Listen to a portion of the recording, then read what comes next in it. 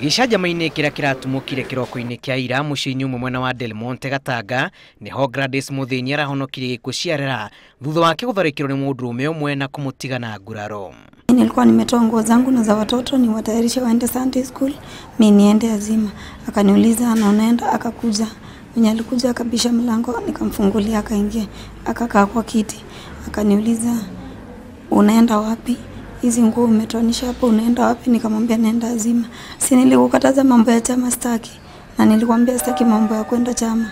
Nikamwambia mimi sasa nataka aje bila chama na ninataka hata kusaidika na loan.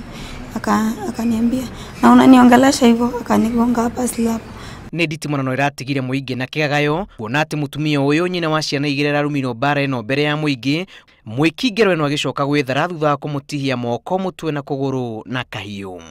Kuingia huko ndani alikuwa ametoka kwangu, amenifuata na ile kisu, wakamshika. Nikatoka tena nje, akavunja hiyo, nikafungiwa kwa bedroom, akavunja hiyo mlango ya bedroom yao. Akanichukua juu hivi, akanigongesha chini tena, akaniinua juu tena, akanigongesha chini, akachukua meza ilikuwa hapo, akanigonga na hiyo meza.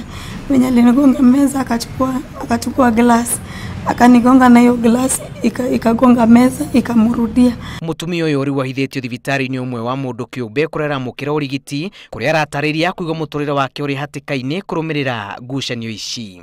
Tangu jana mimi niliripoti kwa security ya Delmonte, ajashikwa, ako tu free. OCPD wa Gatanga Beatrice Kiraguri akiuga na njira ya thimu ni mararumanirira na ngero eno.